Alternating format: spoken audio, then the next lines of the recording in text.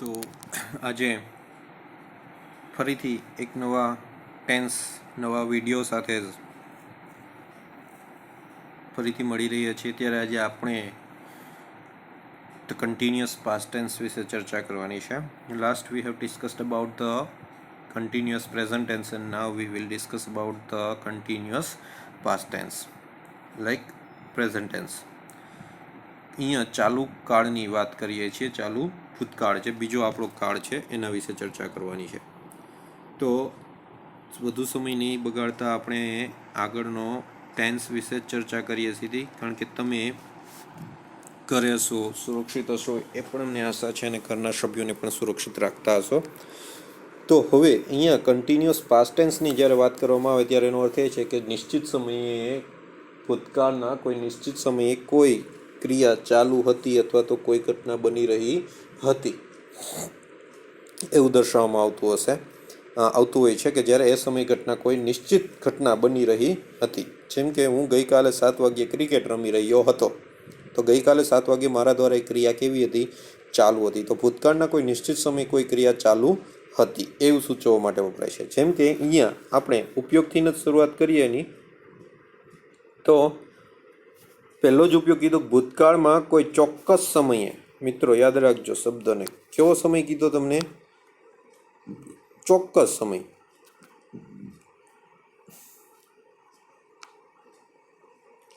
ભૂતકાળમાં કોઈ ચોક્કસ સમયે કોઈ ક્રિયા ચાલતી હતી, કોઈ ક્રિયા ચાલતી હતી તેમ દર્શાવવા માટે ભૂતકાળનો ઉપયોગ થાય. ચોક્કસ સમય આપણને કહી દીધો કે ભાઈ આ સમયે જ, બરાબર.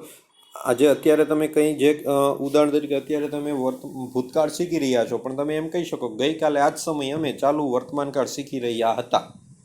તો એ નિશ્ચિત સમયે તમારા દ્વારા ક્રિયા કેવી હતી? ચાલુ હતી. જેમ કે અહીં ઉદાહરણ આપ્યું, she was knitting a sweater then, તે સમયે તેણી એક સ્વેટર ગૂંથી રહી હતી. નીટિંગ એટલે ગૂંથવું, સ્વેટર. તો સી સાથે was, she was knitting a sweater then, એ સમયે ગૂંથી રહી હતી. I was reading a novel at the time, એ સમયે એક નવલકથા વાંચી રહ્યો હતો. તે સમયે એક નવલકથા વાંચી રહ્યો હતો. તો નિશ્ચિત સમય દરમિયાન કોઈ ક્રિયા ચાલુ હતી એમ દર્શાવવા માટે ચાલુ ભૂતકાળ વપરાય છે. ત્યાર પછી જ્યારે ભૂતકાળમાં એક ઘટના બની ત્યારે અન્ય એક ઘટના બની રહી હતી. મિત્રો એક ઘટના બની એટલે ઘટના બનીને પૂર્ણ થઈ ગઈ, અને એ સમયે બીજી ઘટના બની રહી હતી એટલે કે ઘટના ચાલુ હતી એમ દર્શાવવા માટે જે ઘટના બની તેને સાદા ભૂતકાળમાં, યાદ રાખજો, એને શેમાં દર્શાવવામાં આવશે? સાદા ભૂતકાળમાં. અને જે ઘટના બની રહી છે એને ચાલુ ભૂતકાળમાં દર્શાવવામાં આવે છે. એટલે કે જ્યારે તમે એમ કહો કે ભાઈ હું જ્યારે ઘરે પહોંચ્યો ત્યારે મમ્મી રસોઈ બનાવી રહી હતી, તો પહોંચવાની ક્રિયા પૂર્ણ થઈ ગઈ અને મમ્મી દ્વારા રસોઈ બનાવવાની ક્રિયા ચાલુ હતી.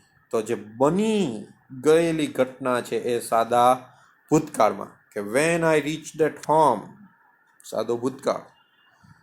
Mummy was cooking food, mummy રસોઈ બનાવી રહી હતી, કન્ટિન્યુઅસ પાસ્ટ ટેન્સ થઈ ગયો. તો ઘટના બની ગઈ છે એ સિમ્પલ પાસ્ટ ટેન્સ, બની રહી છે કન્ટિન્યુઅસ પાસ્ટ ટેન્સમાં આવતી હોય છે. અને જેમાં કંજક્શન તરીકે આપણને કીધું છે કે આ બે શબ્દ મુકાયેલા હોય, વેન અથવા વાઇલ અથવા એઝ પણ આપેલું હોય, બરાબર. તો વેન સાથે શું મુકાય? તો કે સાદો ભૂતકાળ. તો એ સિવાયનું વાક્ય શેમાં આપેલું હોય? ચાલુ ભૂતકાળમાં. વાઇલ સાથે ચાલુ ભૂતકાળ, તો એ સિવાયનું વાક્ય શેમાં આપેલું હોય? સાદા ભૂતકાળમાં આપેલું હોય છે. તો આ વસ્તુની યાદ રાખવી કે કોની સાથે કયો કાળ હોય ત્યારે શું વપરાયેલું હોય છે. તો જો યાદ રાખવું હોય, યાદ રાખવા માટેની જ બાબત છે આ, કે વેન પ્લસ સાદો ભૂતકાળ તો એ સિવાયનું વાક્ય ચાલુ ભૂતકાળ, વાઇલ પ્લસ ચાલુ ભૂતકાળ તો એ સિવાયનું વાક્ય સાદો ભૂતકાળ. આ વસ્તુને યાદ રાખવી. એક્ઝામ્પલ તરીકે આપણને કીધું છે અહીંયા કે when I so him he was watching TV, જ્યારે મેં તેને જોયો હતો. તો વેન કંજક્શન છે, આઈ સો હિમ સાદો ભૂતકાળ છે, તો એ સિવાયનું વાક્ય ચાલુ ભૂતકાળમાં તો હી વોઝ વોચિંગ ટીવી, તો આ ઘટના બની ગઈ ત્યારે આ ઘટના બની રહી હતી. જોયું ત્યારે તેના દ્વારા ટીવી જોવાની ક્રિયા ચાલુ હતી. Rahul was learning English when I reached his home, જ્યારે હું તેના ઘરે પહોંચ્યો. આ કયો કાળ થયો? સાદો ભૂતકાળ. તો એ સમયની ઘટનાની વાત કરીએ તો રાહુલ દ્વારા વાંચવાની અથવા તો ઇંગ્લિશ શીખવાની ક્રિયા ચાલુ હતી. કે Rahul was learning English, Rahul અંગ્રેજી શીખી રહ્યો હતો. તો આપણે ગુજરાતી કરવું હોય તો જ્યારે હું રાહુલના ઘરે પહોંચ્યો તે અંગ્રેજી શીખી રહ્યો હતો. બરાબર. તો જ્યારે ત્યારે જેના માટે કંજક્શન તરીકે આપણને કીધું છે શું મુકાય છે? વેન અથવા while. While I was reading the light vent out, જ્યારે હું વાંચી રહ્યો હતો. વાઇલ સાથે ચાલુ ભૂતકાળ. While I was reading the light vent out, light જતી રહી હતી. આ સિમ્પલ પાસ્ટ ટેન્સ થયો. તો વાઇલ સાથે continuous past tense. While mother was cooking food, જ્યારે મમ્મી રસોઈ બનાવી રહી હતી. તો ગેસ્ટ કેમ, મહેમાન આવ્યા હતા. આ સિમ્પલ પાસ્ટ ટેન્સ. તો વાઇલ સાથે જે આ વાક્ય છે એ કન્ટિન્યુઅસ પાસ્ટ ટેન્સ. બરાબર. તો વાઇલ અને વેન સાથે એક ઘટના બની ગઈ ત્યારે બીજી ઘટના ચાલુ હતી એવું દર્શાવવા માટે ચાલુ ભૂતકાળનો ઉપયોગ થાય. આ વસ્તુ આપણે ધ્યાન ઉપર રાખીએ. ત્યાર પછી કીવર્ડ્સ આપણને આપેલા છે કે ચાલુ ભૂતકાળમાં કયા પ્રકારના કીવર્ડ્સનો ઉપયોગ થાય છે, એટલે કે કાળદર્શક શબ્દ, ઇન્ડિકેટર જેને આપણે કહીએ. તો તે વખતે એટલે નાવનું ભૂતકાળ થઈ ગયું ધેન. નાવનું ભૂતકાળ શું થઈ ગયું? ધેન. તે વખતે. ગઈકાલે આ સમયે, નિશ્ચિત સમય કીધું. એટ ધીસ ટાઈમ યસ્ટરડે, ગઈકાલે આ જ સમયે. જેમ કે તમે એમ કહો ગઈકાલે આ સમયે અમે અંગ્રેજી શીખી રહ્યા હતા. બરાબર. અને આજે તમે કોઈ બીજો વિષય શીખો છો તો એ કન્ટિન્યુઅસ પાસ્ટ ટેન્સનું એક નિશ્ચિત સમય દર્શાવવા માટે તમે કહેશો એટ ધીસ ટાઈમ યસ્ટરડે. તે સમયે તમે જ્યારે વાત કરો છો એ સમયે કે ભાઈ જ્યારે હું પહોંચ્યો એટ ધેટ ટાઈમ, એ સમયે તેણી ટીવી જોઈ રહી હતી. તો ટીવી જોઈ રહી હતી તો એ સમયની વાત છે. તો એના માટે તમે ધેટ ટાઈમ, તે ક્ષણે, એટ ધેટ મોમેન્ટ, તો એ પણ એક નિશ્ચિત સમય બતાવે છે. એની સાથે સાથે આપણને અહીંયા કહેવામાં આવ્યું છે કે ટૂંકમાં જે અહીંયા કીધું છે કે બે સમયદર્શક શબ્દ હોય અને બીજો સમયદર્શક શબ્દ ભૂતકાળનો હોય તો એ નિશ્ચિત સમય સાથે વપરાયેલો છે એમ કહી અને એને ચાલુ ભૂતકાળ સમજવો. જેમ કે એટ 5 o'clock, આ એક સમય, એની સામે ભૂતકાળનો સમય યસ્ટરડે. આ અમુક સમય, આ ભૂતકાળનો સમય, તો આની સાથે એક નિશ્ચિત સમયનો સંબંધથી જોડાઈ ગયો. તો એટ 5 o'clock યસ્ટરડે, ગઈકાલે 5 વાગ્યે, નિશ્ચિત સમય થઈ ગયો. ઇન ધ મોર્નિંગ લાસ્ટ મંડે, ગયા સોમવારે સવારમાં, નિશ્ચિત સમય થઈ ગયો. બરાબર. આ સમય તો ભૂતકાળનો છે. Period of time, period of time એટલે એક સમયગાળો બતાવવામાં આવ્યો હોય તો એ સમય દરમિયાન. અને પોઈન્ટ ઓફ ટાઈમ, જેમ કે એટ 7 o'clock લાસ્ટ સેટરડે, અથવા તો at 7 o'clock last last 7 o'clock. જે પણ સમયદર્શક શબ્દ આપેલો છે એ આપણને એક પોઈન્ટ ઓફ ટાઈમ સાથે દર્શાવવામાં આવતું હોય તો એને ચાલુ ભૂતકાળનો નિશ્ચિત સમય સમજવાનો હોય છે. ત્યાર પછી કન્સ્ટ્રક્શન જોઈએ, વાક્ય રચના. તો વાક્ય રચનાની અંદર ચાલુ વર્તમાનકાળની જે પ્રકારની વાક્ય રચના હતી એ જ પ્રકારની વાક્ય રચના છે. અહીંયા આપણે જે જોવાનું છે એ કે ટુ બીના ક્રિયાપદ તરીકે તમને કહેવામાં આવ્યું છે વોઝ અને વર. શું મુકાય છે? વોઝ એન્ડ વર. વર્તમાન કાળમાં શું હતું? તો કે એમ, ઇઝ અને આર. અહીંયા શું છે? વોઝ અને વર. તો કોની સાથે વોઝ અને કોની સાથે વર? તો આપણે એમ કહી શકીએ આઈ સાથે વોઝ, વી સાથે વર, યુ સાથે વર, યુ સાથે વર, હી, સી અને ઇટ એની સાથે વોઝ they સાથે were. તો આ રીતના હશે. he she it ત્રીજો પુરુષ એકવચન સાથે was, they બહુવચન સાથે were. એટલે કે આપણે એમ કહી શકીએ કે I, he, she, it આની સાથે was, we, you, they આની સાથે were. બરાબર. તો આટલું યાદ રાખવું કે આઈ કર્તા તરીકે આઈ હોય, હી હોય, સી હોય કે ઇટ હોય તો એની સાથે હેલ્પિંગ વર્બ તરીકે શું મુકાઈ જશે? વોઝ. જો કર્તા તરીકે વી, યુ એકવચન કે બહુવચન, ધે તો એની સાથે શું મુકાઈ જશે? વર. તો આ ટુ બીના રૂપ વોઝ અને વર કોની સાથે શું મુકાય એ યાદ રાખવું. તો અહીંયા આપણને કીધું છે હી સી ઇટ ઓર આઈ હોય તો એની સાથે વોઝ, યુ, વી, ધે એની સાથે વર લખાય. મુખ્ય ક્રિયાપદ છે જે ફિનિટ વર્બ છે પ્રેઝન્ટ પાર્ટિસિપલ હશે એટલે કે ક્રિયાપદનું આઈએનજી મુકાયેલું હશે. હકાર વાક્ય. તો હકાર વાક્યની અંદર આપણને જે રીતે ચાલુ વર્તમાન કાળની અંદર જોયા હતા કે જ્યાં સહાયકારક ક્રિયાપદ એમિઝાર હતું એ જ જગ્યા ઉપર અહીં સહાયકારક ક્રિયાપદ તરીકે વોઝ એન્ડ વર જે આપણે જોઈ ગયા કે કોની સાથે વોઝ કોની સાથે વર મુકાશે. તો કર્તા વોઝ વર પ્લસ આઈએનજી કર્મ અન્ય શબ્દ. કે હું સવારે 7 વાગે સ્નાન કરી રહ્યો હતો તો કર્તા તરીકે અહીં તમને આપેલું છે વોઝ, સોરી આઈ. શું આપેલું છે? આઈ. તો એને અનુરૂપ શું મુકાઈ ગયું? વોઝ. ક્રિયાપદનો આઈએનજી ટેકનું થઈ ગયું ટેકિંગ. માય બાથ ઓબ્જેક્ટ છે at 7 o'clock in the morning જે નિશ્ચિત સમય બતાવે છે. તો કે આઈ વોઝ ટેકિંગ, હું સવારે 7 વાગ્યે સ્નાન કરી રહ્યો હતો. તો સવારનો 7 એક નિશ્ચિત સમય છે જ્યારે એ ઘટના ચાલુ હતી. તો આઈ સાથે વોઝ. અમે 1995માં આ કોલેજમાં ભણતા હતા. અમે એટલે બહુવચન વી, તો વી સાથે શું મુકાઈ જશે? વર. We were. ક્રિયાપદનો એનજી સ્ટડીનું studying in this college in 1995 નિશ્ચિત સમય. બરાબર. તો એ રીતે આવશે. while you were reading message in WhatsApp we called you simple past tense છે સાદો ભૂતકાળ કે અમે બોલાવ્યા હતા. અમે બોલાવ્યા હતા. બરાબર. તો while કંજક્શન છે, you સબ્જેક્ટ છે જેને અનુરૂપ તમે મૂક્યું છે વર.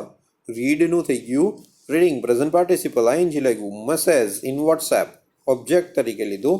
વી કોલ્ડ યુ અમે તમને બોલાવ્યા હતા. તો જ્યાં જગ્યાએ એમિઝાર તે જગ્યાએ વોઝ અને વર જે ભૂતકાળની ઘટના બતાવતું હશે. તો એ હકારની વાત થઈ. નેગેટિવ સેન્ટેન્સ બનાવવું છે તો નેગેટિવ સેન્ટેન્સની અંદર સેમ એ જ રીતે આપણે અહીંયા જોવાનું છે. કરતા એમિઝાર હતું એની જગ્યાએ વોઝ વેર. નોટ ક્રિયાપદનું આઈએનજી, કર્મ અને અન્ય શબ્દ. બરાબર. બીજો કોઈ ફેરફાર થતો નથી. વાક્યમાં કોઈ ફેરફાર થશે નહીં. બરાબર. જે જગ્યાએ એમિઝાર હતું તે જગ્યાએ વોઝ અને વર મુકાઈ જશે. જેમ કે એક્ઝામ્પલ જોઈએ આપણે અહીંયા. તો અમે બગીચામાં ફૂલોને ચૂંટી રહ્યા ન હતા. વી વર. વીને અનુરૂપ વર. નકાર બનાવવા માટે નોટ. પ્લકિંગ પ્લકનું plucking flowers in the garden. અમે બગીચામાં ફૂલો ચૂંટી રહ્યા ન હતા. બરાબર. ત્યાર પછીની વાત કરીએ અહીંયા. તો ત્યાર પછીની વાત કરીએ કે હું 2 વાગે ઊંઘી રહ્યો ન હતો. હું મારા પાઠ વાંચી રહ્યો હતો. તો આઈ સાથે was. I was not sleeping at 2 o'clock. I was reading my lesson. આ હકાર વાક્ય પણ અહીંયા નકાર બતાવવા માટે કીધું કે એ સમયે હું ઊંઘી રહ્યો ન હતો પણ હું વાંચી રહ્યો હતો. જ્યારે શિક્ષક વર્ગમાં પ્રવેશ્યા ત્યારે વિદ્યાર્થીઓ વાતો કરતા ન હતા. તો વેન કંજક્શન છે. Teacher entered the class simple past tense એટલે કે ઘટના બની ગઈ. તો એ સમયે આ ઘટના બની રહી ન હતી એટલે કે ઘટના ચાલુ ન હતી. તો સ્ટુડન્ટ્સ બહુવચન છે તો એની સાથે મુકાઈ ગયું વર. નોટ ટોકિંગ વાતો કરી રહ્યા ન હતા. તો એના માટેનું કન્સ્ટ્રક્શન થઈ ગયું. તો જો યાદ રાખવું, નેગેટિવ બનાવવા માટે વોઝ વેર પ્લસ નોટ ક્રિયાપદનું આઈએનજી જ મુકાઈ જશે. ત્યાર પછી પ્રશ્નાર્થક બનાવવા માટે સહાયકારક ક્રિયાપદ વોઝ અને વર છે એ ક્યાં મુકાઈ જશે? વાક્યની શરૂઆતમાં અને વાક્યના અંતે પ્રશ્નાર્થ ચિહ્ન મુકાઈ જશે. બરાબર, એટલે યાદ રાખવું કે વોઝ વર કોઈ પણ પ્રશ્નાર્થક ઇન્ટ્રોગેટિવ સેન્ટેન્સ આવે તો હંમેશા વોઝ વર છે એ કર્તાની પહેલા સ્થાન લે. કોની પહેલા? સબ્જેક્ટની પહેલા સ્થાન લેશે. જેમ કે અહીંયા કીધું વોઝ વર પ્લસ કર્તા. હવે અહીંયા વોઝ વર જે તમે મૂકો છો એ કોને અનુરૂપ મુકાશે? કર્તાને અનુરૂપ. જો કર્તા તરીકે હી હોય તો વાક્યની શરૂઆતમાં વોઝ. જો કર્તા તરીકે વી હોય તો વાક્યની શરૂઆતમાં વર. જો કર્તા તરીકે યુ હોય તો વાક્યની શરૂઆતમાં વર. જો કર્તા તરીકે ધેય હોય તો વાક્યની શરૂઆતમાં વર. જો કર્તા તરીકે આઈ હોય તો વાક્યની શરૂઆતમાં વોઝ. તો કર્તાને અનુરૂપ વોઝ અથવા વર મુકાશે. ક્રિયાપદનું આઈએનજી, કર્મ, અન્ય શબ્દ અને વાક્યના અંતે પ્રશ્નાર્થ ચિહ્ન જે તમે જોઈ ગયા. એક્ઝામ્પલ તરીકે આપણે જોઈએ તો વાક્ય રચનાને ધ્યાનમાં લઈને, શું તમે સવારે 10 વાગ્યે કોલેજના બસ સ્ટોપ ઉપર ઊભા હતા? શું તમે? તો વેર યુ. તો જો યુને અનુરૂપ શું મુકાઈ ગયું? Were. Standing at the college, ઊભા હતા. At the bus stop at 10 o'clock in the morning, આ સમય દર્શાવે છે. બરાબર, આ સ્થળ દર્શાવે છે કે 10 વાગ્યે તમે કોલેજના બસ સ્ટોપ પર ઊભા હતા. શું જ્યારે તું તેણીને મળ્યો ત્યારે તેણી રસોઈ બનાવી રહી હતી? શું જ્યારે તું તેણીને મળ્યો? તો was she cooking food when you met her? She છે કર્તા તરીકે, તો એને અનુરૂપ શું મુકાઈ ગયું? વોઝ. વેન સાથે સાદો ભૂતકાળ, તો એ સિવાયનું વાક્ય ચાલુ ભૂતકાળનું કે જ્યારે તું તેણીને મળ્યો ત્યારે તેણી રસોઈ બનાવી રહી હતી. તો વાક્યની શરૂઆતમાં વોઝ અને વર પ્લસ કર્તા અને ક્રિયાપદનું આઈએનજી. ત્યાર પછી ઇન્ટ્રોગેટિવ સેન્ટેન્સ વિથ WH, એટલે કે WH વાળા પ્રશ્નાર્થક વાક્યો હોય. તો WH તરીકે શું પૂછાય? તો કે who, what, when, where, which, whom, how many અને હાઉ મચ. આમાંના કોઈ પણ ક્રિયાપદ આપેલું, પ્રશ્નાર્થક શબ્દ આપેલો હોય ત્યારે ચાલુ ભૂતકાળમાં એનું કેવા પ્રકારનું કન્સ્ટ્રક્શન બનશે, કેવા પ્રકારનું વાક્ય બનશે એ તમારે અહીં જોવાનું છે. તો હવે તમને 100% મને વિશ્વાસ છે કે તમને હવે ખબર પડી જ ગઈ હશે કે વુનો ઉપયોગ પ્રશ્ન પૂછવા માટે ક્યારે થાય. તો કે જ્યારે વાક્યમાં રહેલ કર્તાને જાણવું હોય ત્યારે આપણે પ્રશ્નાર્થક તરીકે શેનો ઉપયોગ કરીએ છીએ? વુ. સહાયકારક ક્રિયાપદ વુને અનુરૂપ વોઝ અથવા વર, ક્રિયાપદનો આઈએનજી, કર્મ અને અન્ય શબ્દ પ્લસ ક્વેશ્ચન માર્ક. જ્યારે વુ વડે પ્રશ્ન પૂછવામાં આવશે ત્યારે વાક્યમાં કર્તા આપેલો હશે નહીં, જે આપણે હવે સમજી ગયા છીએ. બરાબર, તમને કોઈ વાક્યની શરૂઆતમાં એટલે કે કર્તાના સ્થાનને અંડરલાઈન કરેલી હોય અને તમને પૂછવામાં આવે કે અંડરલાઈન કરેલો શબ્દ અથવા તો શબ્દનો સમૂહ તમારો જવાબ બને તે રીતે પ્રશ્ન પૂછો. બરાબર, તો તમારે શેનાથી પ્રશ્ન પૂછવો પડશે? કર્તાના સ્થાને અંડરલાઈન હોય તો કે વુથી જ પ્રશ્ન પૂછવો પડે. બરાબર, તો અહીંયા એ પ્રકારે who was singing a song then? તે સમયે કોણ ગીત ગાઈ રહ્યું હતું? તો વુ વડે પ્રશ્ન પૂછ્યો. શું આવ્યું? વોઝ, ક્રિયાપદનો આઈએનજી, અ સોંગ, ધેન. ત્યાર પછી who was announcing a new policy at this time yesterday? આ સમય દર્શાવે છે. હુ વોઝ કોણ? અનાઉન્સિંગ જાહેર કરી રહ્યું હતું, ન્યૂ પોલિસી નવી નીતિ. આપણે એમ કે our CM was announcing new policy at this time yesterday. આપણા CM ગઈકાલે આ સમયે નવી નીતિ જાહેર કરી રહ્યા હતા. બરાબર, તો CMની નીચે અંડરલાઈન કરેલી હોય અવર CMની નીચે, તો આપણે વુ વડે પ્રશ્ન પૂછવો પડે તો કરતા જાણવા માટે. ત્યાર પછી વોટ. જ્યારે વોટ વડે પ્રશ્ન પૂછીએ ત્યારે હવે તમને ખ્યાલ જ છે કે વોટ વડે પ્રશ્ન પૂછવામાં આવે ત્યારે વાક્યમાં કર્મ શોધવાનું હોય છે. તો કર્મ આપેલું હોતું નથી. તો વોટ પ્લસ વોઝ અથવા વર પ્લસ કર્તા. અહીંયા જે તમે વોઝ વર મૂકો છો એ કોને અનુરૂપ મૂકાશે? કર્તાને અનુરૂપ વોઝ અને વર પ્લસ ક્રિયાપદનું આઈએનજી, અન્ય શબ્દ અને ક્વેશ્ચન માર્ક. બરાબર, તો ક્વેશ્ચન માર્ક આપણે મૂકતા હોઈએ છીએ.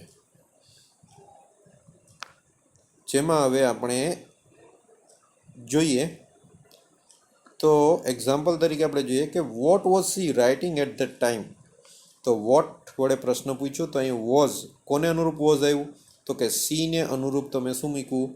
Was. What was she writing at the time, તેણી એ સમયે શું લખી રહી હતી? તો જવાબ આપો એ શું કહેશો? તો કે she was writing a letter at that time. તેણી એ સમયે એક પત્ર લખી રહી હતી. બરાબર, તો વોટ વડે પ્રશ્ન પૂછીએ ત્યારે when you reach the there. હવે વેન અહીંયા પ્રશ્નાર્થક શબ્દ નથી મિત્રો, યાદ રાખજો. પ્રશ્નાર્થક શબ્દ નથી પણ એ એક સંયોજક તરીકે છે. શેના તરીકે છે? સંયોજક તરીકે. When you reach the there, જ્યારે તું ત્યાં પહોંચ્યો હતો. સિમ્પલ પાસ્ટ ટેન્સ છે. એ સમયે ઘટના ચાલુ હતી. તો વોટ વોઝ હી ડુઈંગ, તે શું કરી રહ્યો હતો? બરાબર, તો કર્મ આપેલું નથી તો આપણે એમ કહેવું પડે કે when I reach the there, જ્યારે હું ત્યાં પહોંચ્યો. He was painting a picture, તે એક ચિત્ર રંગી રહ્યો હતો. તો જ્યારે પહોંચ્યો ત્યારે એની ક્રિયા એવી કંઈક હતી. તો WH એટલે કે વોટ વડે પ્રશ્ન પૂછે ત્યારે એનું કન્સ્ટ્રક્શન આવા પ્રકારનું હશે. હવે એ જ રીતના બાકીના WH કે આવું વડે પ્રશ્ન પૂછવામાં આવે ત્યારે WH વોઝ અથવા વેર સહાયકાર ક્રિયાપદ, કરતા વોઝ વેર છે એ કોને અનુરૂપ મુકાશે? તો કે કર્તાને અનુરૂપ, પ્લસ ક્રિયાપદનો ING, કર્મ આપેલું હશે, અન્ય શબ્દ અને ક્વેશ્ચન માર્ક. ક્યારેક કર્મ હોય અથવા કેટલાક વાક્યમાં કર્મ ન પણ આપેલું હોય. બરાબર, જેમ કે when was C crying yesterday, તેણી ગઈકાલે ક્યારે રડી રહી હતી? એટલે કે નિશ્ચિત સમય જાણવા માટે કીધું કે ભાઈ she was crying at 7 o'clock yesterday, ગઈકાલે 7 વાગે રડી રહી હતી. બરાબર, તો વેન વોઝ સીને અનુરૂપ શું મુકાઈ ગયું અહીંયા? Was. Which movie were they seeing in the morning, તેઓ સવારે ક્યુ મૂવી જોઈ રહ્યા હતા? વિચ પછી નામ ના આવે, જે અહીં મૂવી છે તો મૂવીનું નામ જાણવાનું છે. તો they were seeing,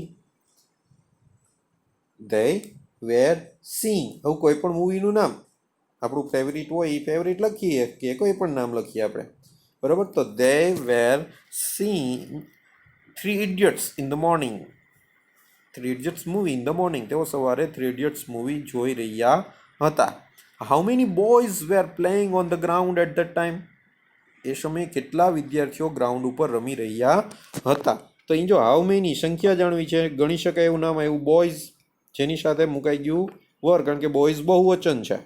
બરાબર, પ્લેઇંગ ઓન ધ ગ્રાઉન્ડ, રમતના મેદાન પર રમી રહ્યા હતા. એટ ધેટ ટાઈમ, એ સમયે. તો જ્યારે કોઈ સમયે કોઈ ઘટના બની રહી હતી, બરાબર, તો એ સમયની વાત કરવામાં, નિશ્ચિત સમયની વાત કરવામાં આવી. તો how many boys were playing on the ground, રમી રહ્યા હતા. તો એ નિશ્ચિત સમય સાથેની ઘટનાઓ બની. હવે તમે સ્થળ જાણવા માટે તો કે વેરથી પ્રશ્ન પૂછતા હોય, બરાબર, ગૌણ કર્મ જેવું હોય તો whomથી પ્રશ્ન પૂછતા હોય. બરાબર, તો અહીંયા જુદા જુદી રીતે આપણે પ્રશ્ન પૂછી શકીએ, જે આપણે કન્ટિન્યુઅસ પ્રેઝન્ટ ટેન્સમાં જોઈ ગયા છીએ. તો મિત્રો આવા પ્રકારના વાક્યો આની અંદર આપણે પ્રશ્નાર્થક તરીકે જોઈ શકીએ છીએ. તો આની એક્સરસાઇઝ કરતી રહેવી. વાક્યને તમારી પાસે રહેલી કોઈ પણ ગ્રામરની બુક દ્વારા તમે ખાલી જગ્યા સ્વરૂપે એક્સરસાઇઝ કરી શકો. સેન્ટેન્સને અભ્યાસ કરીને તમે એની એક્સરસાઇઝ કરી શકો છો. તો ઘરે રહી અને એક્સરસાઇઝ કરતા રહેશો. ખૂબ મહત્ત્વનું બાબત છે, કારણ કે જો તમને ટેન્સ આવડતા હશે તો જ બાકીના ટોપિક્સને તમે સારી રીતના શીખી શકશો, સારી રીતે એને ફેસ કરી શકશો. તો મિત્રો ખાસ ટેન્સ ઉપર ધ્યાન આપજો અને એને શીખતા રહેશો. આભાર.